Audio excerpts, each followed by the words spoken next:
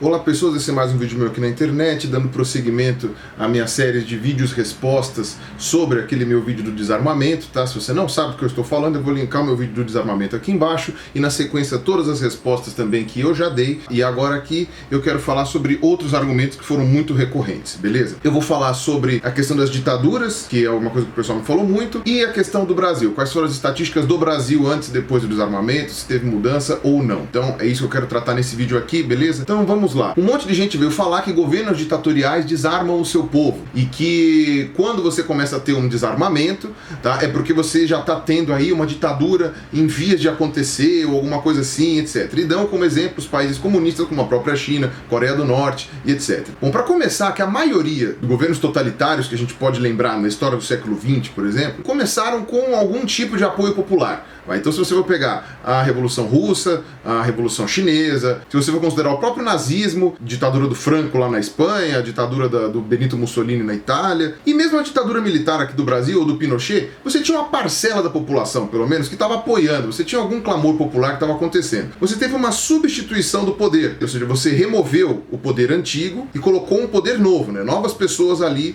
no poder. Se esse poder antigo tinha desarmado a população, essa revolução que aconteceu aqui não tem culpa disso. Muito pelo contrário, ela aconteceu a despeito do desarmamento da população, sabe? As pessoas tomaram o poder. E se esse pessoal aqui que subiu no poder desarmou a população depois, quer dizer que as armas da população não impediram eles de tomarem o poder. Então, eu não vejo muita lógica em você dizer que nós temos que ter cuidado com o desarmamento, porque podem vir com um regime totalitário e tal. E no que diz respeito ao medo de tomada do poder, por exemplo, que o pessoal fala, por exemplo, nos Estados Unidos, dificilmente alguém vai invadir e vai tomar o poder, porque todo mundo é muito bem armado, todo mundo tem arma em casa e consegue se defender e tal. Para começar, que não é todo mundo que tem treinamento de exército, por exemplo. Talvez eu concordasse nisso falando de Israel, mas não falando dos Estados Unidos, sabe? Se você tem uma arma em casa, você faz o curso básico de tiro, alguma coisa assim, você não tem condição de defender o teu país de uma invasão internacional com um exército bem treinado, uma coisa assim, caso isso aconteça. E mesmo que seja uma revolução interna, tá? Na Líbia, as armas eram proibidas durante o governo do Muammar Gaddafi. E eles tomaram o poder. A população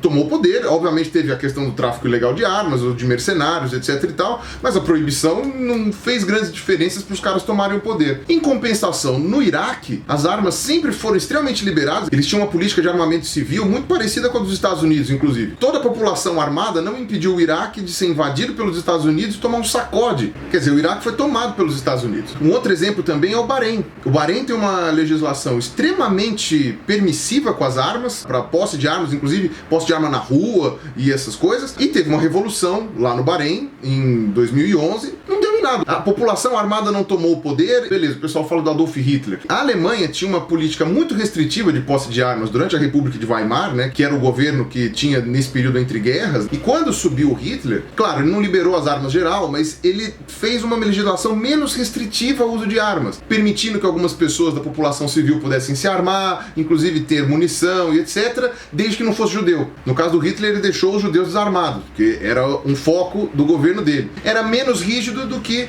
na República de Weimar, que tinha antes. A Coreia do Norte, eu não consegui achar dados muito antigos da Coreia do Norte, mas pelo que eu entendi, a proibição estrita às armas aconteceu em 2009. Teve um motivo político? É óbvio que teve. Foi a transição do Kim Jong-il pro Kim Jong-un, né? Quando morreu o pai e assumiu o filho, eles desarmaram a população inteira para não ter levante, nenhum tipo de revolta. Mas quer dizer que durante o governo do Kim Jong-il, a população tinha armas. Talvez com alguma restrição, porque como eu falei, eu não consegui achar a legislação antiga da Coreia do Norte, sabe? Óbvio, a desarmamento foi por um motivo político, foi claro isso daí não há o que negar. Mas não é por causa da ditadura, foi por causa da transição de um ditador pro outro. No caso da Venezuela, que você pode dizer que estava numa ditadura desde a época do Chávez, né, uma ditadura disfarçada, alguma coisa assim, a proibição do uso de armas mesmo só veio em 2013, 2014 com o Nicolás Maduro, depois que o Chávez já tinha morrido. Como eu falei, isso daí, inclusive, foi o que eu verifiquei na Venezuela quando eu estive lá na época que o Chávez estava vivo ainda. O Chávez, ele tinha o apoio popular de metade da população. E ele mesmo era um militar, eu acho que ele não tinha a ideia de desarmar a população, porque ele acreditava que esse povo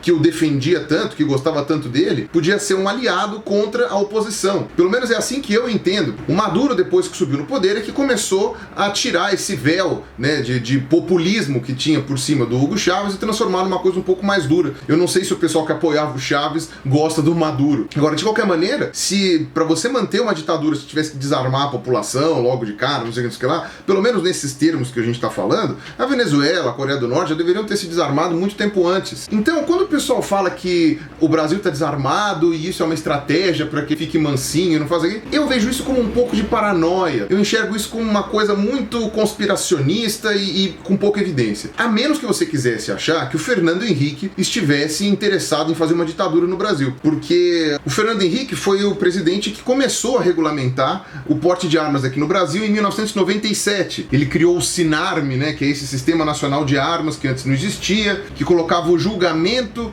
de quem podia ou não ter armas sob a circunscrição da Polícia Federal, que é o que todo mundo está reclamando, que eu vou falar daqui a pouco. Ele tirou da Polícia Civil determinar quem podia ou não ter armas, ou quem controlava a posse de armas do Brasil, para a Polícia Federal. Começou a cadastrar as armas que eram vendidas no Brasil, começou a restringir o tipo de solicitação que você podia ter para poder fazer o cadastro, para poder ter uma licença de armas, por exemplo, né, que é como atirador, colecionador ou caçador. Nessa época, eu lembro que tinha conhecidos meus que eles falavam que para você conseguir tirar o porte de arma nessa época, você tinha que alegar que você ia caçar, porque aí você conseguiu o porte. Se você alegasse defesa pessoal, se você alegasse qualquer outra coisa, o pessoal ia vetar o pedido ou não ia deixar ele passar. Aí, pelo que eu entendi que mudou com o negócio do Fernando Henrique, foi que aumentou a restrição à renovação do porte, né, ou demorava menos tempo, alguma coisa assim. O requerente tinha que comprovar idoneidade, comportamento social produtivo, efetiva necessidade, tá? Esse ponto é importante, efetiva necessidade, capacidade técnica e aptidão psicológica para o manuseio da arma de fogo. E se você for olhar os gráficos, tá, que mostram aqui,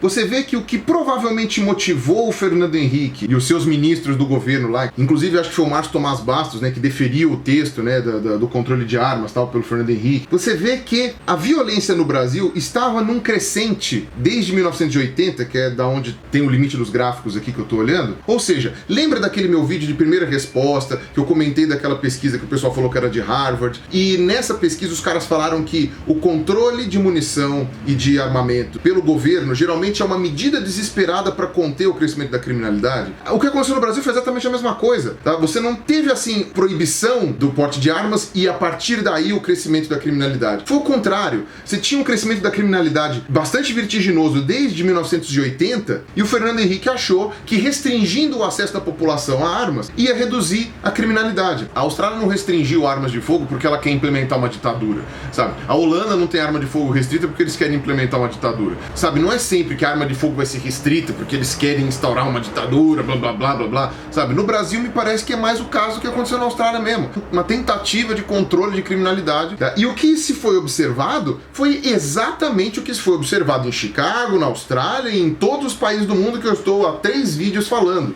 Absolutamente nada. Fizeram uma restrição ao porte de armas em 97. Em 98 você teve uma pequena queda para depois voltar a subir vertiginosamente com a mesma velocidade que estava subindo antes e de 99 para frente. Eu tô pegando os gráficos aqui daquele site Mapa da Violência, né, que é uma ONG que compila todos os dados de violência, tal, não sei o quê. Então eu peguei esses gráficos do Mapa de Violência, eu peguei um outro para contrabalancear com o Mapa da Violência, né? Então eu peguei no Instituto Sangari, que eu achei aqui. Conheço o Instituto Sangari também, tenho amigos meus que trabalharam lá, conheci o Sangari e tal. Se você for olhar o mapa dele, você vê que também não teve uma grande mudança depois que o Fernando Henrique aprovou essa restrição ao porte de armas em 97. Na verdade, o que você teve foi 2 ou 3 anos absurdamente violentos aqui no Brasil, que começa a partir de 1989 e termina em 93. Pico, um boom de violência, sendo que 91 foi o mais violento de todos e depois teve uma queda abrupta de novo e continuou o crescimento normal. Essa queda abrupta em nenhum momento significou diminuição da violência como um todo. Simplesmente esse pico parou de crescer, mas voltou ao crescimento normal que estava tendo antes. Então, quer dizer, não houve a menor diferença com os vetos do Fernando Henrique. O que o Lula fez em 2003? O Lula continuou com um plano que já existia de endurecimento da política de posse de armas do Brasil. O que ele fez aqui? Quais eram as restrições? A idade mínima para poder ter o posse de armas era 25 anos. Na verdade era não, porque esse aqui tecnicamente ainda é o estatuto que está valendo até hoje. Possuir ocupação lícita e residência certa, tá? Eu acho que ninguém discorda disso. Comprovar idoneidade por meio de apresentação de certidões negativas de antecedentes criminais, certidões negativas de distribuição de processos criminais e não estar respondendo a inquérito policial. O que eu também acho bastante justo. Apresentar capacidade técnica e aptidão psicológica para manuseio de arma de fogo, também acho que é o mínimo. Atestado por profissionais credenciados pela Polícia Federal. Ou seja, a Polícia Federal teria os psiquiatras ou psicólogos credenciados que poderiam atestar se aquela pessoa estava apta psicologicamente a possuir armas de fogo. Eu acho que ninguém em sã consciência discorda disso. Que uma pessoa que tenha desequilíbrio mental ou desequilíbrio psicológico, ou que esteja tomando tarja preta, ou que esteja não sei o que, não pode possuir arma de fogo, tá? Eu acho que nisso aqui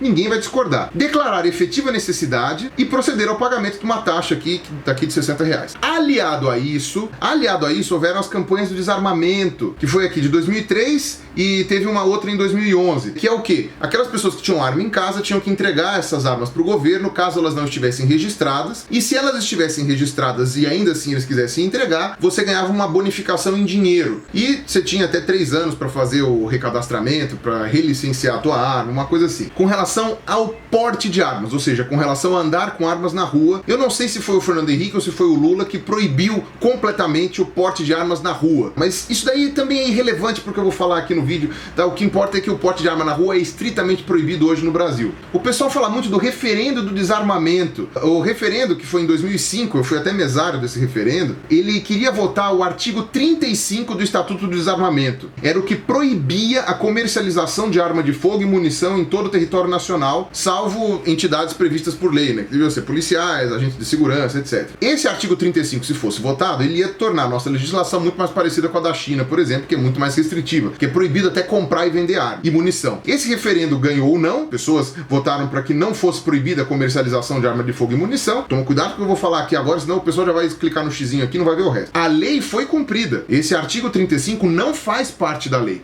Não é proibido comprar e vender armas no Brasil, porque foi só isso que foi votado no referendo de 2005. O que aconteceu, e isso foram as pessoas que responderam ao meu vídeo, né, os vídeos de resposta que eu recebi, aos comentários que eu recebi, é que, a despeito da lei não ter mudado, o procedimento dos órgãos responsáveis por analisar os pedidos de posse de arma é que mudaram. Ou seja, a Polícia Federal, que era responsável, desde a época do Fernando Henrique, por julgar se você deve ou não ter porte de arma, passou a negar esses pedidos aleatoriamente, dependendo da cabeça do delegado que estava lá no dia. Continua sendo permitido comprar armas e munição, mas para você ter a sua licença de arma aprovada, você precisa desse delegado da Polícia Federal, e esse delegado não aprova nunca. Então, o que eu fiquei sabendo e o que eu entendi das reclamações das pessoas que são a favor do porte de arma pela população é que o referendo foi cumprido, mas o governo já queria desarmar a população de qualquer forma. Ele pressionou aonde ele podia, que não era na lei, então foi na Polícia Federal. Enfim, ficou mais difícil você ter o registro aceito. Essa informação, obviamente, não está escrita em nenhum lugar. Isso daí eu estou confiando no que as pessoas me passaram, porque eu nunca fiz o pedido de solicitação de armas. E tem um projeto tramitando para isso, que é o projeto do Peninha, que eu já vou falar dele, tá? Antes, vamos mostrar os gráficos aqui para ver o que aconteceu com a violência no Brasil depois que teve o Estatuto do Desarmamento do Lula e depois que, obviamente, você teve as campanhas do desarmamento para que as pessoas entregassem suas armas. Aí no Instituto Sangara, a estatística deles vai só até 2010, então também não ajuda muito, mas basicamente, de homicídios totais no Brasil, você teve uma queda vertiginosa depois de 2005. 2006 teve uma queda vertiginosa do índice de homicídios no Brasil. 2008 também teve uma queda bastante grande, 2009 subiu de novo, 2010 voltou a descer, fez aquelas ondinhas, né, o sobe e desce comum, que volta a subir em 2012. Tá? Os gráficos todos que eu tenho aqui só vão até 2012, que eu acho que eles demoram alguns anos para conseguir fazer a atualização. Esse ano deve sair de 2013. Em homicídios por arma de fogo no Brasil. Então você vê que houve sim uma redução inicial, né, do número de homicídios e depois começa a subir de novo. Desacelerou, digamos assim. Desacelerou, né? Então ao invés de subir assim, tá subindo assim o índice de homicídios por 100 mil habitantes no Brasil desde o desarmamento aprovado pelo Lula. Aí aqui eu li uma série de textos, tanto de pessoas contra o desarmamento quanto a favor do desarmamento, e eu vou ser muito sincero, o pessoal que usou esses dados aqui para dizer que o desarmamento foi bom, eficiente, tal, não sei o quê, me pareceu também um pouco falacioso. Teve uma redução do número de mortes por arma de fogo? Teve. O principal é que a criminalidade, apesar dela ter diminuído a velocidade de crescimento, ela continuou crescendo. Ela não voltou a ser o que ela era em 1980, por exemplo, tá? Que proporcionalmente você tinha muito menos violência. Na verdade, você tem até um gráfico de mortes previstas. Se tivesse continuado a crescer a partir de 2003, sem a aprovação do Estatuto do Desarmamento, da maneira como estava crescendo antes, você teria hoje, tá, 59 homicídios por arma de fogo, por 100 mil habitantes. Hoje você tem 40. Então, ao invés de crescer de 36 para 60, né, para 59, cresceu de 36 para 40. Ou seja, você reduziu a velocidade de crescimento desses homicídios. Mas o que me deixa preocupado é que reduzir o crescimento não é diminuir a violência.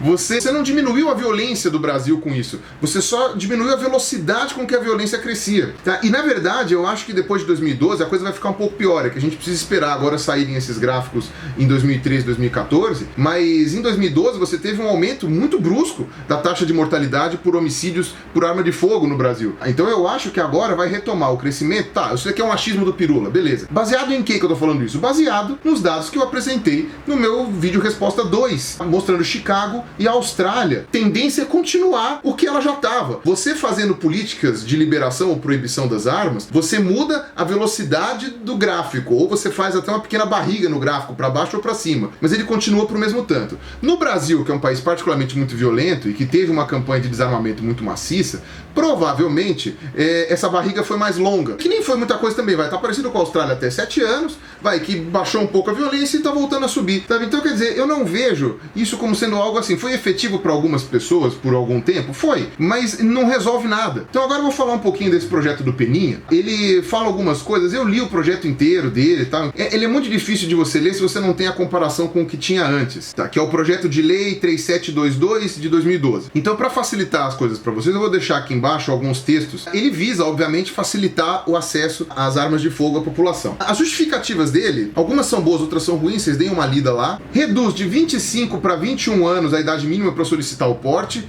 Isso aqui, novamente, minha opinião, não tenho dados para corroborar isso aqui, mas eu acho isso errado. Eu acho errado até uma pessoa com 21 anos, por exemplo, virar policial, que eu acho que ela não tem maturidade ainda, que dirá ela poder tirar o porte de armas. Eu acho que talvez entre 21 e 25 anos você possa fazer uma solicitação temporária, provisória, que nem carteira de motorista, sabe, o primeiro ano da carteira de motorista, desde que tenha o acompanhamento de um responsável adulto, que tenha essas permissões todas, etc e tal. Então, se o pai tem o registro de armas, o filho pode ter também, e acompanhado do pai ele pode tirar, até os 25 anos, em que com 25 anos aí ele pode tirar esse porte de arma, sabe? Eu acho que é importante sim, a maturidade está vindo mais tarde para os jovens de hoje em dia, e eu acho que entre 21 e 25 anos você tem que ter aí uma posição especial. Eu não acho que seja legal mudar esse critério da lei como está hoje. E principalmente a questão do porte. A questão do porte de armas, pelo que eu li no projeto de lei do Peninha, é que você pode transportar armas na rua dentro do seu carro e desde que elas não estejam visíveis. Mas uma coisa que eu achei muito interessante no projeto de lei do Peninha, essas armas têm que estar descarregadas e, se possível, desmontadas, para que elas não possam ser utilizadas imediatamente. Tá? Isso está escrito no projeto de lei, vocês me desculpem se eu li errado, me corrijam aqui. Mas a arma tem que estar descarregada, sem munição, a munição tem que estar separada, para que você não possa usar automaticamente ela ou causar algum acidente caso um disparo acidental. Isso é muito parecido com a legislação dos países da Europa, por exemplo, que tem uma restrição ao porte de arma, mas permitem o porte de arma. Eu particularmente não vejo nada de errado nisso, mas óbvio, tudo depende de fiscalização. A princípio não vejo problema nisso daqui. Só que é muito diferente do que as pessoas estavam alegando pra mim, que a pessoa poderia andar com arma no bolso ou arma num coldre, né, na perna, pra poder se defender. Se você não pode andar com ela carregada, não faz muita diferença, a meu ver. Então, novamente, me desculpe se eu entendi errado esse projeto de lei do Peninha, mas ele fala exatamente isso. Um outro aspecto interessante que vale a pena discutir é que esse projeto do Peninha, ele remove a obrigação de declarar necessidade, né? Qual a necessidade que você vai usar essa arma para pedir o porte, que é uma coisa muito importante do Estatuto do Fernando Henrique lá e que foi mantido pelo Lula, né? Você vai pegar o porte de armas, tem que dizer para que você quer uma arma. Eu não tenho opinião formada com relação a isso, tá? Por um lado, eu acho que vale a pena a pessoa dizer sim, para que ela quer uma arma. Se você não tem um bom motivo para ter uma arma ou uma necessidade para ter uma arma, não acho que você tenha que ter. Porém, a pessoa pode mentir. Então, que nem eu te falei, de 97 até 2003, o pessoal mentia que ia caçar. Pegava uma arma porque, não, eu preciso para caçar. E não iam caçar nada, sabe? Pelo menos as pessoas que eu conhecia não iam caçar nada. Então fica tão difícil de alegar a veracidade de quando alguém estiver falando essa coisa da necessidade, que realmente eu não sei se precisa mesmo ter isso daí na lei, já que qualquer um pode falar o que quiser e ninguém vai atestar. Então, meu ponto de vista agora é esse daqui. O Brasil não está muito diferente do que aconteceu com os outros países no que diz respeito à liberação e proibição das armas. Continua crescendo a violência, com arma ou sem arma. Teve uma redução da morte por armas de fogo depois da aprovação do desarmamento? Teve. Essa redução foi relevante? Foi relevante. Mas ela conteve o crescimento da violência? Não conteve. E eu vou ser muito sincero, eu acho que vai continuar crescendo de uma maneira mais vertiginosa daqui pra frente. E inclusive porque se você for olhar o gráfico da porcentagem de homicídios por arma de fogo no total de óbitos do Brasil, você vai ver que só cresceu. Teve uma pequena redução em 2005, voltou a crescer, tá maior do que nunca esteve. Teve uma pequena redução em 97, continuou crescendo. Ou seja, quer dizer, as pessoas continuam se matando por arma de fogo e a proporção de mortes por arma de fogo continuou crescendo no Brasil, independente de proibição ou não. Ou seja, não fez lá grande diferença. Apesar do número total de mortes por arma de fogo ter diminuído, a proporção de mortes causadas por arma de fogo não diminuiu. Os últimos gráficos que eu quero falar também, que é para comparar com a diferença que existe, né, no Brasil, essa redução da violência que teve nos últimos 10 anos, de 2002 para 2012, a proporção de violência nas capitais reduziu bastante, enquanto o aumento de violência no interior, nos interiores, né, dos estados, foi muito maior nesses últimos 10 anos. Então você teve São Paulo, um estado no total, né, teve uma redução muito grande, 62%. O Rio de Janeiro também teve uma redução muito grande, 55%, e no Nordeste é só Pernambuco teve uma redução aí 40%.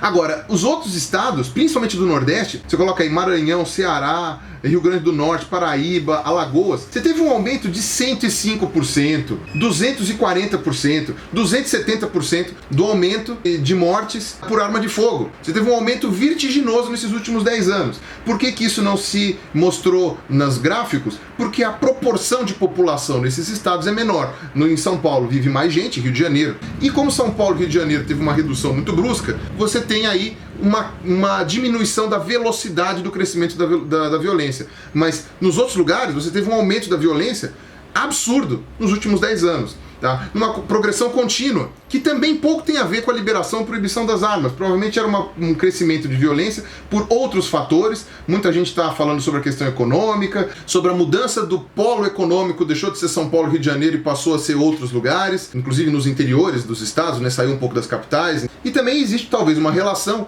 com a política de segurança pública mesmo de São Paulo e Rio de Janeiro. Ou a população ficou mais pacífica mesmo, por todas aquelas coisas que foram discutidas lá no meu vídeo falando dos Estados Unidos, né, no vídeo 2. Enfim, eu não vi nenhuma relação disso com a redução das armas, tá? Me desculpem aí se vocês estão a favor do desarmamento. Os artigos que vocês me passaram e que eu achei na internet, para mim apresentaram dados tão tendenciosos quanto aqueles que eram contra o desarmamento. Então para mim deu no mesmo. Fez, obviamente, aquela barriga, né? Reduziu um pouco a quantidade, mas o grosso mesmo do que precisava ser feito não foi feito. Beleza? Então depois a gente continua discutindo o resto que está faltando ainda. Até o próximo e falou!